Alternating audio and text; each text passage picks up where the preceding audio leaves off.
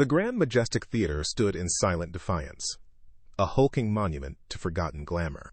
For Leo Maxwell, its peeling paint and dusty velvet seats were merely obstacles in an electrical rewire, a job like any other. The echoes of a vibrant past meant little to an electrician focused on the present.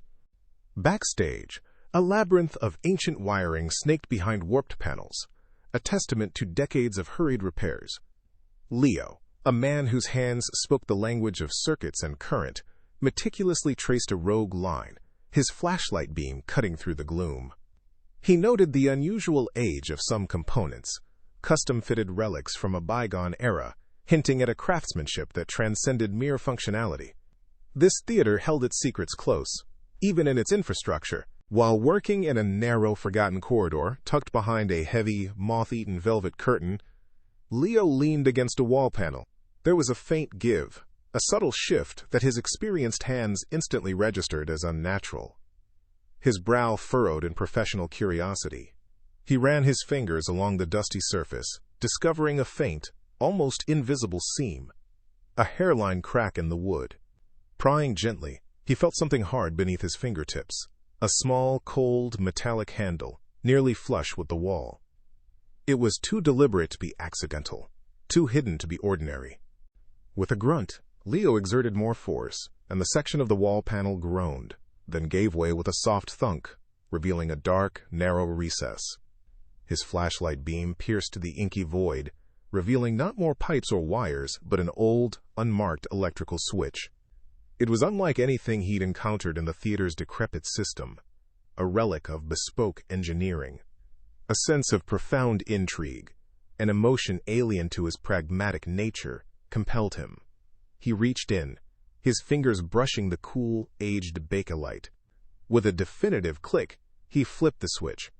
A faint, almost imperceptible hum began, a whisper of awakened power, and then, from somewhere deeper within the wall, a soft, golden light spilled forth, illuminating an unseen room that had been cloaked in darkness for decades. Leo pushed the hidden panel inward, the old wood groaning softly, revealing a narrow opening.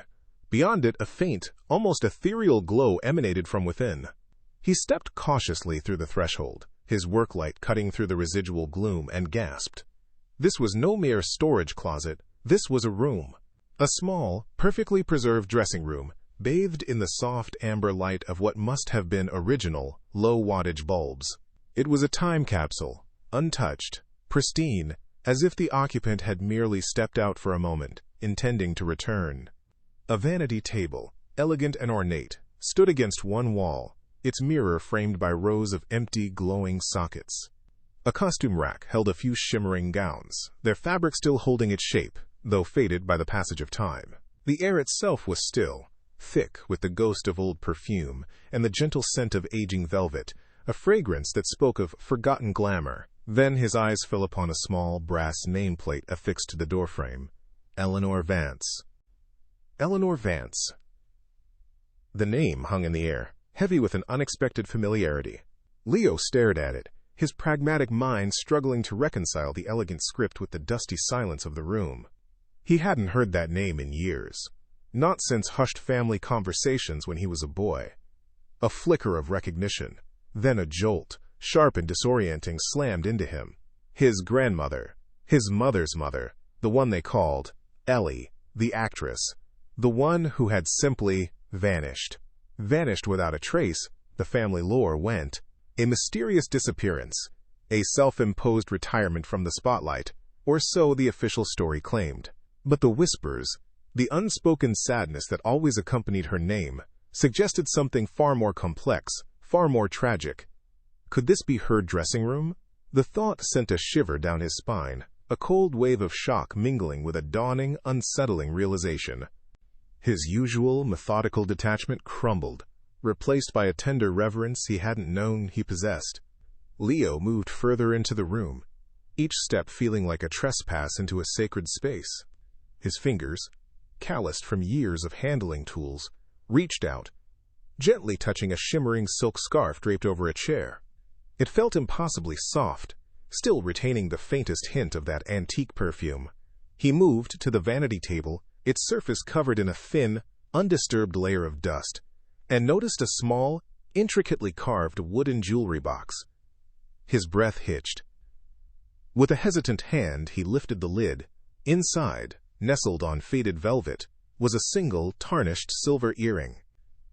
It was shaped like a starburst, its delicate rays slightly dulled by time, and at its very center, a tiny, deep blue sapphire, no bigger than a pinhead, glinted faintly in the dim light.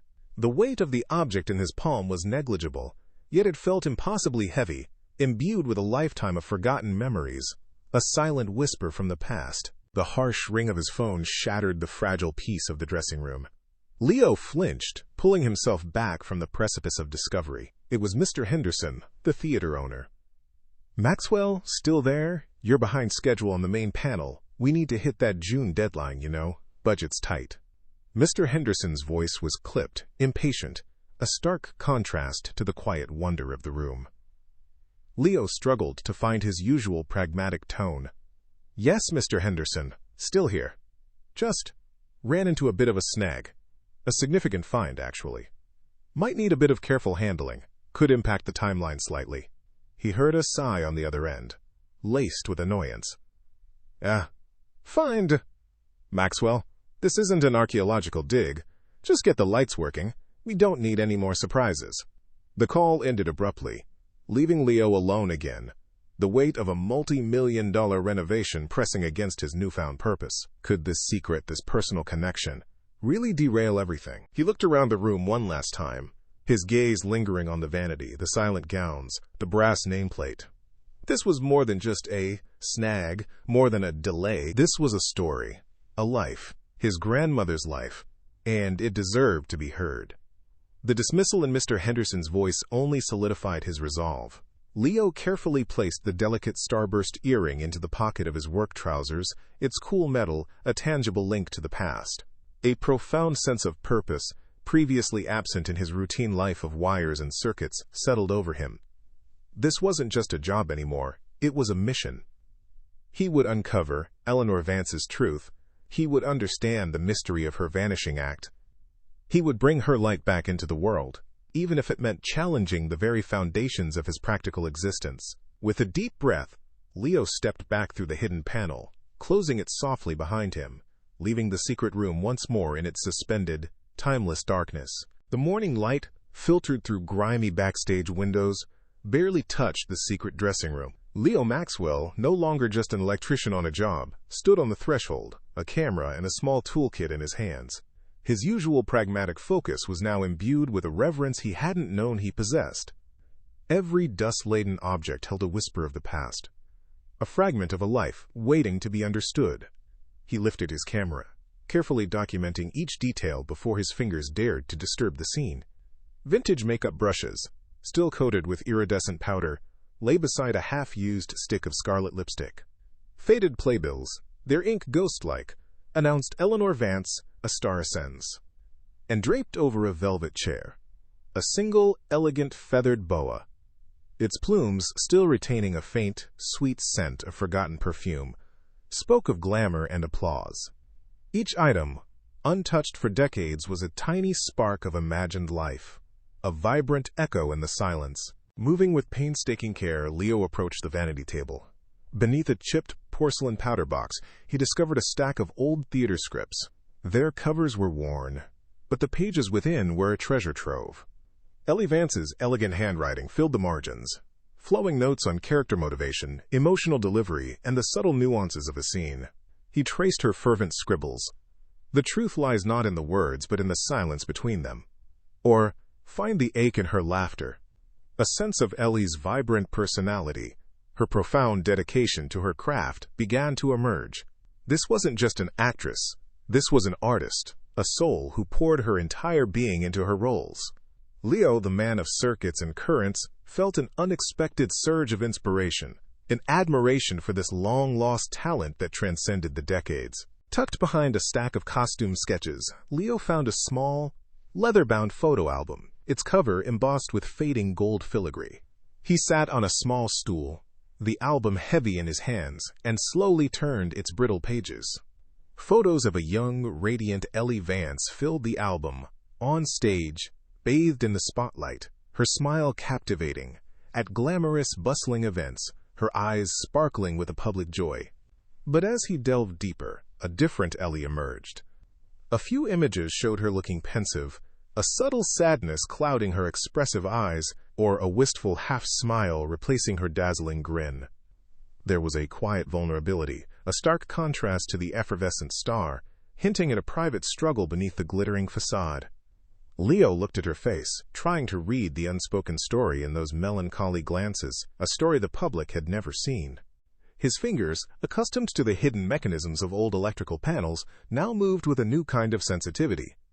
While examining the ornate vanity table, Leo noticed a slight, almost imperceptible looseness in a small panel at the side of one of its drawers. A faint seam, expertly concealed, caught his eye. With a delicate touch, he carefully pried it open, his heart beginning to pound a frantic rhythm against his ribs. The panel swung inward, revealing a small, velvet-lined hidden compartment, untouched by dust or time. His breath hitched. Inside, nestled in the plush fabric, lay a single, small, leather-bound journal.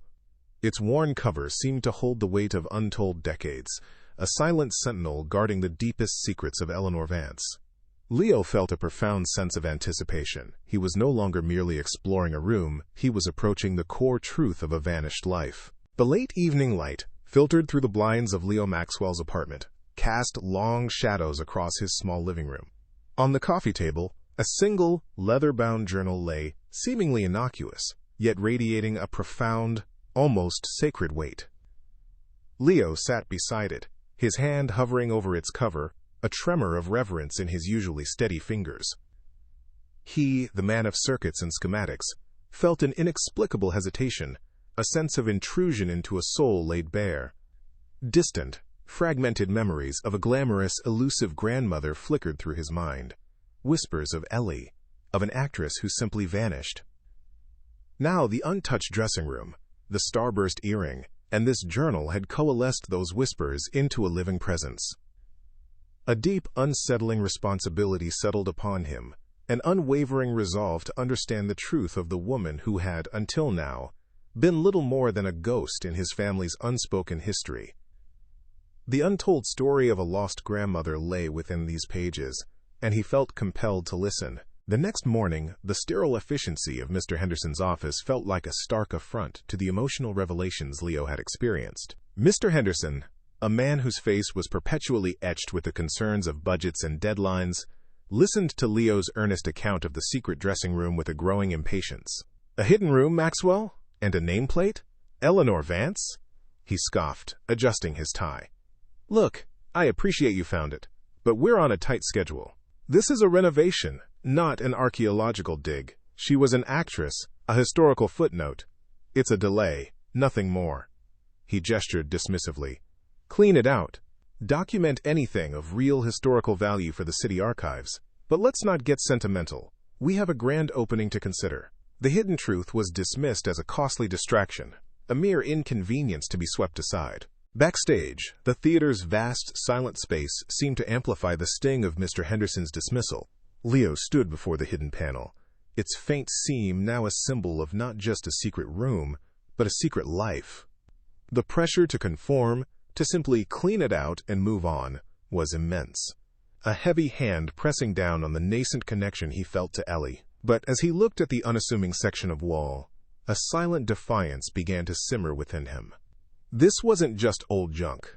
It was a woman's entire existence, preserved, a testament to dreams and heartbreaks. He remembered the fierce protective grip Mia had on her locket in that other story, the refusal to sell a memory. Ellie's story deserved that same fierce protection. It deserved to be heard, to be honored, regardless of the cost to his job, or Mr. Henderson's bottom line. He wouldn't let a hidden history be buried again. Realizing the magnitude of the task ahead and his own inexperience with historical research, Leo found himself, that afternoon, amidst the towering bookshelves of the local library's history section. He approached the desk, the starburst earring a comforting weight in his pocket. "I'm looking for information on an actress, Eleanor Vance," he began cautiously. A woman with bright, inquisitive eyes and a cascade of dark, curly hair looked up. This was Anya Sharma, the local archivist. Her face lit up with an almost childlike enthusiasm as Leo, hesitant at first, recounted his discovery. A hidden dressing room? Untouched for 50 years? And you're her grandson? Anya leaned forward, her interest piqued. This is incredible. I'd be thrilled to help. I have access to resources you wouldn't believe. A historian's help could uncover the impossible truth. And for the first time since opening the panel, Leo felt a surge of genuine hope. The library archives hummed with the quiet reverence of forgotten stories. Anya Sharma, perched amidst towering stacks of yellowed newspapers, beamed with an infectious enthusiasm that could rival the spotlight of the Grand Majestic itself. "Look at this, Leo," she exclaimed, her voice a hushed whisper of excitement, as she carefully unfolded a broadsheet from 1958. Its grainy black and white image depicted a young woman, breathtakingly beautiful, with eyes that seemed to dance even in print. Eleanor Vance. Leo leaned closer, a strange warmth blossoming in his chest. Anya pointed to the headline. Vance shines brightest in Midnight Serenade. She began to read, her finger tracing the florid script. Her performance, a tempest of grace and raw emotion, left not a single soul untouched. A star for the ages indeed. Leo read another, critics hail Eleanor Vance, the future of Broadway. A surge of pride, unexpected and profound, washed over him. This was his grandmother, not just a distant memory, but a legend. But the dazzling praise soon gave way to a more somber narrative. Anya, her expression now thoughtful, slid another article across the table. This one, from a few months later, spoke in hushed, speculative tones. The Vanishing Starlet, Where is Eleanor Vance? The date was barely a week after the last glowing review. It was described as a mysterious vanishing act. Anya explained, her voice tinged with the confusion that had clearly gripped the city decades ago. Some reports claimed retirement from the spotlight, others hinted at a sudden, unexplained illness. But no one ever truly knew. The theater simply moved on, leaving a void. Leo felt a chill trace his spine. How could such a vibrant presence simply cease to exist? The articles were full of conjecture, but offered no solid answers. Just whispers, echoing through the empty halls of the past. Leo clutched the leather-bound journal, its worn cover a stark contrast to the crisp, official narratives of the newspapers. He found the article detailing Ellie's final performance, the Grand Midnight Serenade. The date was prominently printed, October 15, 1958. Then, he flipped to a page in Ellie's journal, his thumb brushing over her elegant, flowing script. An entry dated October 12, 1958. 3 more days until the final curtain, she had written. And my heart is a tangled knot of fear and aching love. The choice is made, but it feels like a death sentence. Leo's breath hitched. A choice? A death sentence. This was no retirement. This was a personal crisis of monumental proportions, hidden beneath layers of public facade. Anya, Leo whispered, his voice hoarse.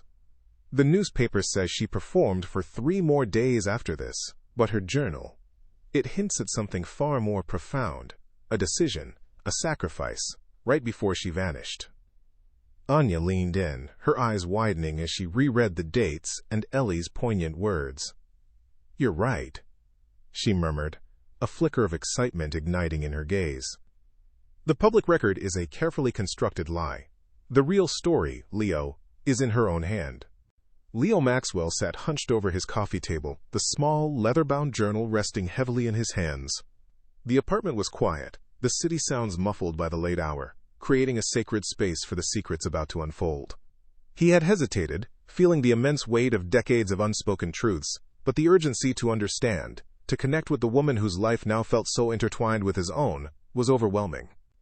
With a deep breath, he gently opened the worn cover. Ellie Vance's elegant script filled the first page, a stark contrast to the utilitarian world Leo usually inhabited. Her words, a delicate dance of poetry and raw emotion, immediately pulled him in. Asterisk the stage lights, they are a cruel mistress. They illuminate every triumph, yet cast the deepest shadows on the soul. Tonight I stood bathed in applause, a queen on my gilded throne, and yet the loneliness was a tangible thing, a heavy cloak I could not shed. My art, it consumes me, defines me, but there is a hunger beneath it, a whisper of a life unlived, a heart that aches for something beyond the roar of the crowd. Leo felt a tremor run through him. This wasn't the glamorous starlet of the newspapers. This was a woman yearning for more, a soul exposed. Then, a new name appeared, etched with a hesitant, hopeful intensity. Asterisk. And then Arthur. A name whispered like a prayer, a brushstroke of color in a world of stark black and white. His eyes see beyond the painted smile, into the very core of me. And I, for the first time, feel truly seen.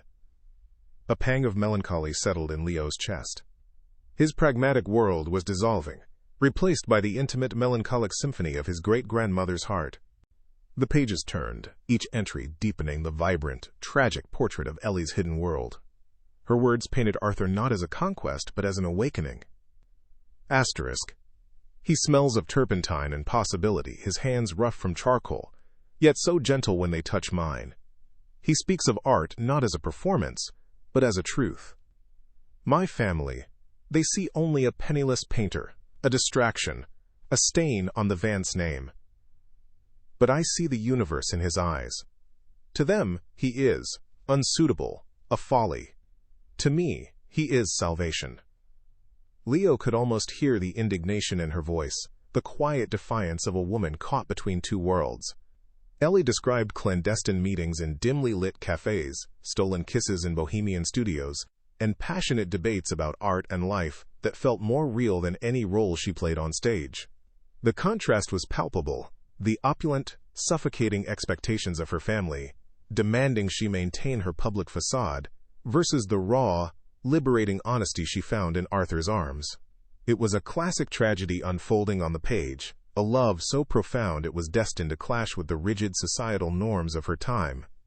He imagined the vibrant young woman, so full of life and fire, forced to hide the very thing that made her feel whole. Then, the entries shifted, the hope giving way to a crushing despair. Asterisk. A whisper, a tremor, a life stirring within me. Arthur's child, our child. It should be a joy, a miracle.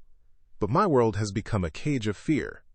Leo's breath hitched. He saw Ellie's anguish, the terror of a young woman facing an impossible situation alone. Her powerful family, the very architects of her fame, became her tormentors. They had orchestrated everything with cold, surgical precision. Arthur was threatened, bought off, forced from her life. The pregnancy was a scandal to be hidden, the baby a problem to be erased. Asterisk, they sent me away. Asterisk, Ellie wrote, her script dissolving into tear-stained smudges. Asterisk, to a place of hushed whispers and condescending pity. They took my baby, my sweet innocent child, from my arms. A quiet adoption, they called it, a clean break. But my heart, it shattered into a million pieces that day. How could I ever return to the stage, to that gilded lie, knowing the truth of what I lost? I cannot. I will not. Better to vanish, to become a ghost, than to live a life stripped of all truth. Leo felt his own eyes well up, the raw, profound sadness of her words piercing through him. The magnificent Grand Majestic, the applause, the fame. It had all been a gilded cage, just as Ellie had written. Her disappearance wasn't a whim or a gentle retirement. It was a desperate act of a broken heart, a final, agonizing choice to preserve a sliver of her soul. As dawn painted the sky in soft hues, Leo reached the journal's final, poignant entries. His eyes fell on a passage that made his heart leap. Asterisk Arthur, before they took him, before they took everything, he gave me a starburst earring. It's a fragment of our love, Ellie, he said, a star to guide you home, no matter how lost you feel, and I kept the matching locket for our child. I pressed it into her tiny swaddling clothes, a desperate, silent prayer that one day it would guide her back to the truth, to a love she was born from. Leo's gaze snapped to the tarnished silver earring resting beside the journal on his coffee table, the starburst, the symbol he'd found. The original script had mentioned a matching locket, the Richelieu locket. It was meant for their child. His mind raced, connecting the delicate earring, Ellie's hidden love, and the profound hope she'd invested in that tiny piece of jewelry. The locket wasn't just a keepsake for a lost daughter. It was a beacon, a promise whispered across decades, now understood. It was the heart of a love story, a plea for reunion, and a legacy that had, against all odds, found its way back to him. The first blush of dawn painted Leo's apartment in hues of gray and rose, but he saw none of it. Ellie Vance's journal lay closed on the coffee table, a small, worn monument to a life unseen. Leo sat motionless, tears streaming down his face, carving paths through the grime of exhaustion and revelation. His pragmatic worldview, once a fortress of logic and order, had been utterly shattered by the raw, unvarnished emotion of Ellie's words. He felt the crushing weight of her unspoken grief, the profound injustice of a choice stolen, a love forbidden, and a child lost. It wasn't just a story. It was a wound, 50 years old, now bleeding anew in his own heart. He thought of the starburst earring, still cool in his palm, a tiny symbol of a love so fierce it defied time and tragedy. The pain of secrets, the agony of lost love, resonated through him, a ghost he had unknowingly inherited. Later that morning, Leo returned to the Grand Majestic, but it was no longer merely a job site. The vast, echoing space, once a puzzle of circuits and infrastructure, now felt like a living, breathing monument to Ellie. He walked onto the main stage, the peeling paint and dusty velvet seats, no longer just signs of disrepair, but echoes of her triumphs, her artistic spirit, her very breath. He saw the dressing rooms as silent witnesses to her hidden life, the wings as pathways she once tread, full of vibrant life, then hushed sorrow. The silence of the theater, usually just an absence of sound, now felt laden with her untold story, a lingering performance for an audience of one. His hands, usually so steady with a wrench, trembled slightly as he considered the task ahead. This wasn't merely a renovation. It was a reclamation, a quest to give voice to the forgotten. By afternoon, Leo found himself in Anya Sharma's office at the library, Ellie's journal clutched in his hands. He spoke haltingly, his voice thick with emotion, sharing the intimate entries, the raw vulnerability of his great-grandmother's story. Anya listened, her usual academic detachment replaced by a profound empathy. Her eyes, typically alight with historical facts, now shimmered with unshed tears. This is a tragedy, Leo," she whispered, her voice hushed with awe. "A piece of history not just lost, but actively buried." They discussed the possibility of finding Ellie's lost child, the baby she was forced to give away, Leo's own grandmother. The starburst earring, now understood as a twin to the locket Ellie had mentioned, became a beacon. Anya, her historian's mind already whirring, offered practical advice, her gaze meeting Leo's with a shared, determined resolve. The search for a lost child, 50 years too late, had officially begun. Back in his apartment late into the night, the weight of the task pressed down on Leo. The emotional journey had been profound, exhilarating, but now the sheer enormity of finding a ghost, a lost child from half a century ago, felt daunting. Despair, a feeling foreign to his pragmatic nature, threatened to consume him. He ran a weary hand through his hair, his eyes falling on the starburst earring, glinting softly under the dim lamp. He wondered if he was capable of honoring Ellie's legacy, of untangling such a complex web of secrets.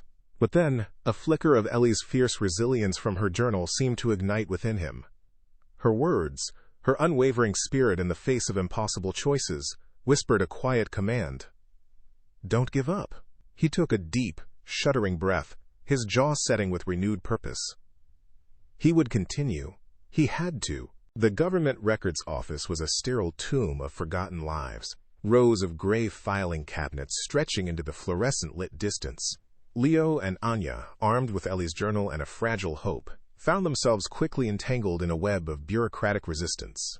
Clerks with indifferent eyes explained the impenetrable legalities of sealed adoption records from half a century ago. "It's simply not possible," one droned, without looking up. Yet Anya, with a historian's quiet ferocity, persisted, leveraging her network of contacts. They spent hours, days even, hitting dead end after dead end, the weight of the past pressing down, threatening to bury Ellie's truth once more. The system was designed to forget, but Leo and Anya refused to let it. Back in Anya's office, the air thick with the scent of old paper and stale coffee, they hunched over a flickering microfiche reader. Days of frustration had left them weary, but Anya's fingers suddenly stilled. "Wait," she murmured, her voice a low hum of excitement. On a faded, barely legible document, a roster of staff from the adoption agency, she found it, a tiny, handwritten note in the margin next to a nurse's name. It spoke of a compassionate woman, known for secretly preserving small personal tokens from birth mothers tucked away for their children. Leo's breath hitched. Times a small personal token. Ellie's journal had described a locket, meant for her baby, a star to guide her home. The pieces clicked with an audible thrum in his mind. "The locket," he whispered, his eyes wide with a sudden, electrifying realization. She kept the locket. Anya, now alight with renewed purpose, delved deeper. The nurse's obscure notation led them down a branching path of archival records, each turn revealing another fragment of the past. Then, late one afternoon, it appeared. An adoption record, carefully cross-referenced, bore a birth mother's maiden name, Vance. Eleanor Vance. Leo's heart hammered against his ribs. The adoptive parents were listed as the Maxwells, a working-class couple in the city's North End. And the child's name? Sarah Maxwell. Leo's entire world tilted. Sarah Maxwell, his own paternal grandmother.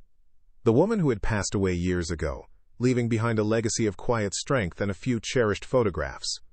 His grandmother, Ellie's lost daughter. The vanished starlet, the celebrated actress, was not just a historical figure, but his own great-grandmother. The impossible truth crashed over him like a tidal wave. Leo sat in stunned silence. The family tree spread out before him, its branches now irrevocably intertwined. The starburst earring, which he still carried in his pocket, felt suddenly heavy, imbued with generations of unspoken longing. It was meant for his grandmother, Sarah. A locket, a symbol of hope, a mother's desperate promise to a child she was forced to abandon.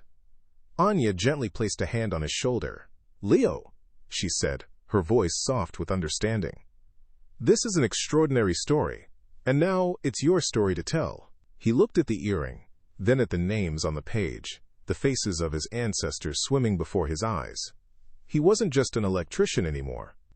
He was the keeper of a sacred legacy, the living thread connecting a vanished starlet to a forgotten past, and a future waiting to be written. Mr. Henderson's office was as stark and functional as ever, the morning light doing little to soften its edges. But today, the air thrummed with a different kind of tension. Leo Maxwell stood before the theater owner, not as a hired electrician, but as a descendant reclaiming a stolen history. Anya Sharma, a silent, supportive presence beside him. He laid Ellie's journal, now a sacred text, and a stack of Anya's meticulous research on Henderson's polished desk. "Mr. Henderson," Leo began, his voice steady but carrying an unshakable conviction. "This isn't about a delay or a distraction. This is about Eleanor Vance, the woman whose name graces this theater, and the truth of her disappearance." He spoke of Ellie's vibrant spirit, her forced sacrifice, and the heart-wrenching choice that had led her to vanish, a truth far more profound than any renovation timeline. Henderson, arms crossed, initially wore a mask of dismissive impatience, but as Leo's words painted a vivid picture of a life torn apart, a flicker of something akin to curiosity, then concern, began to soften the hard lines of his face. The silence that followed Leo's impassioned pleas stretched, heavy with unspoken history. Mr. Henderson slowly reached for the journal, his calloused fingers tracing the worn leather cover. He looked from Ellie's secret words to Leo's unwavering gaze, then to Anya, whose quiet conviction mirrored Leo's own. The cold, transactional lens, through which he viewed the world, began to fracture. He remembered whispers from his youth, vague rumors about the enigmatic Ellie Vance and her peculiar exit from the spotlight, gossip he'd always dismissed as theatrical melodrama. Now, confronted with the raw, undeniable truth, those whispers coalesced into a profound tragedy. His cynicism, a lifetime's armor, crumbled. replaced by a deep, unsettling remorse. I had no idea," Henderson murmured, his voice rough with dawning realization. "We just saw the name, the legend, never the woman, never the cost." A profound respect, born of empathy, settled over him, softening his stern posture. "Eleanor Vance deserves to be remembered, Mr. Henderson," Anya said gently, her voice filling the quiet office. Henderson nodded, his gaze fixed on the journal. He finally looked up, his eyes filled with a newfound purpose. "She will be," he declared, the words ringing with genuine resolve. "I apologize, Leo, for my dismissiveness, for my blindness." He pushed the renovation plans aside. "The secret dressing room will be preserved, a permanent exhibit dedicated to her story. We will integrate her legacy into every tour, every program. This theater will not only honor the artist she was, but the woman she had to be." A sense of shared triumph filled the room as Leo and Anya exchanged grateful glances, already discussing how to bring Ellie's poignant story to light. Back in the quiet sanctity of his apartment, the afternoon sun casting long shadows, Leo sat amidst a scattering of old family photographs. He picked up a faded snapshot of his own paternal grandmother, Sarah. He looked closely, tracing the curve of her jaw, the determined set of her mouth, and for the first time, he saw it. The echo of Ellie Vance in her eyes. It was unmistakable, a living testament to the unbreakable thread connecting them across decades. His grandmother, the kind, steady woman he'd loved, was Ellie's lost daughter, Lily. A profound sense of peace settled over him, the last vestiges of his pragmatic detachment dissolving into a deep, abiding connection. He placed the delicate starburst earring, Arthur's symbol of eternal love, next to his grandmother's photograph, a silent, beautiful reunion finally made real. His family's story, once fragmented and whispered, was now whole, filled with a love that time and circumstance could never truly sever. The Grand Majestic Theater glittered under the night sky, a phoenix risen from decades of dust and neglect. Its marquee, once dark, now blazed with a vibrant glow, welcoming a throng of excited patrons. Inside, the air hummed with anticipation, reflecting off polished brass and newly restored velvet seats. Leo Maxwell, no longer just an electrician but a quiet champion of history, observed the bustling scene with a profound sense of satisfaction. His hands, still bearing the faint calluses of his trade, now rested casually at his sides, no longer gripped by tools, but by the quiet triumph of a dream realized. Beside him, Anya Sharma, her eyes bright with intellectual fervor, squeezed his arm. "You did it, Leo," she whispered, her voice thick with pride. Mr. Henderson, standing a few feet away, a surprising softness in his usually stern gaze, simply nodded. "Indeed," he murmured, "a new beginning for the Majestic, and for a story long overdue." Deeper within the theater's heart, the secret dressing room, once Leo's solitary discovery, now welcomed a reverent stream of visitors. Transformed into a meticulously curated exhibit, it housed Ellie Vance's costumes, her annotated scripts, and the leather-bound journal, now resting under protective glass. Patrons moved through the intimate space, their whispers hushed, their expressions a mixture of awe and profound sympathy. Anya, her passion for history radiating, guided them, her voice a melodic narration of Ellie's vibrant life, her forced sacrifice, and her enduring spirit. Leo stood at the periphery, watching faces soften, eyes moisten. He saw the impact of his great-grandmother's story, not just as a historical footnote, but as a living, breathing testament to human resilience. Each gasp, each knowing nod was a validation, a collective embrace of a woman unjustly forgotten. The main stage, once a canvas for Ellie's brilliance, was now set for a different kind of performance. Under a single, dramatic spotlight, Mr. Henderson, his voice unexpectedly resonant, stepped forward. Anya and Leo stood beside him, a silent testament to their shared quest. "Tonight," Henderson began, his gaze sweeping across the hushed audience, "we not only celebrate the rebirth of this magnificent theater, but the rediscovery of a star. A woman whose light was dimmed by circumstance, whose story was buried by injustice. He spoke of Eleanor Vance, her artistic fire, her agonizing choice, and the electrician who unearthed her truth. As he concluded, acknowledging Leo and Anya, the audience rose as one. A thunderous standing ovation erupted, not just for the restored grandeur, but for Ellie's rediscovered legacy, a collective sigh of catharsis and healing rippling through the room. Later, long after the last patron had departed and the celebratory hum faded, Leo returned to the quiet sanctuary of the dressing room. The exhibit lights cast a soft, ethereal glow on Ellie's cherished belongings. He stood alone amidst the ghosts of her past, now transformed into public memory, feeling a profound sense of peace. The journey, which had begun with a pragmatic flick of a switch, had ended in a spiritual reconnection across generations. He touched the worn pages of her journal, then the starburst earring, a tangible link to a love that transcended time. From his pocket he drew a single fresh white lily, placing it gently on her vanity table. The subtle fragrance mingled with the faint scent of old perfume. Ellie's light, once vanished, would never fade again. Weeks had passed since the Grand Majestic's triumphant reopening, but the hum of discovery still resonated within Leo Maxwell. He found himself on a new job, rewiring the ancient electrical grid of a bustling community center, his hands moving with the familiar rhythm of his trade. Yet his focus was no longer solely on volts and amperes. He paused, tracing a complex junction box, a thoughtful smile playing on his lips. Tucked subtly into the lapel of his work shirt was a tiny silver starburst pin, a quiet echo of his great-grandmother's legacy. His work now felt less like a series of technical problems to solve, and more like a way to connect, to illuminate not just circuits, but stories, ensuring no light, no life would be forgotten in the dark.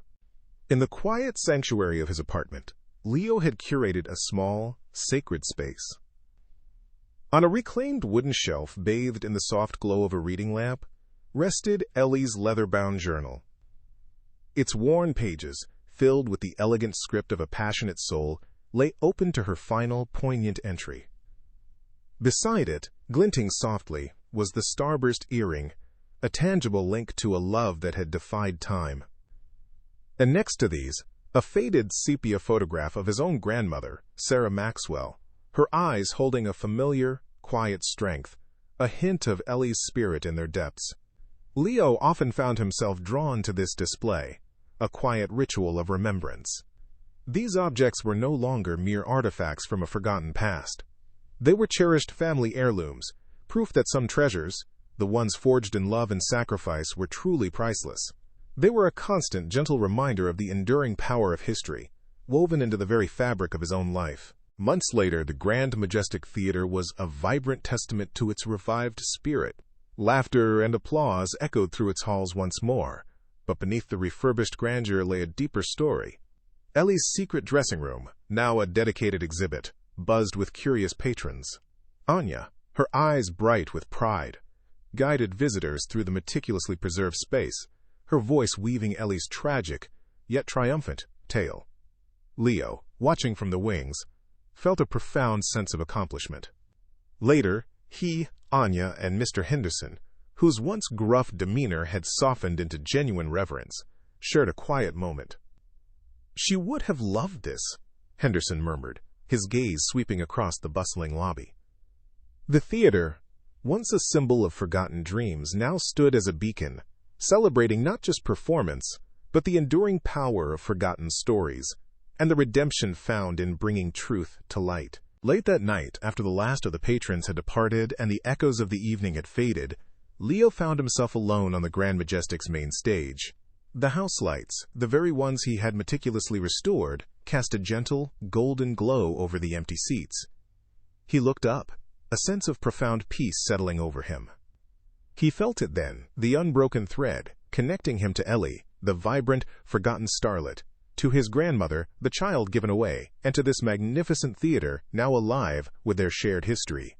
It was a belonging he had never known, a deep, resonant connection to his past, present, and the endless possibilities of his future.